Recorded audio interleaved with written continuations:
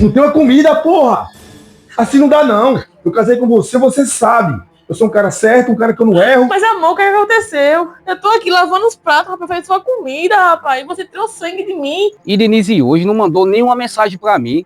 Tem alguma coisa errada. Porque ela sempre manda uma mensagem, bom dia, pai, boa tarde, boa noite. Hoje ela não mandou nada. Tem alguma coisa errada. Eu vou lá procurar saber o que foi que aconteceu. Porque quando eu entrei, o menino disse, pai, mãe tava na rua.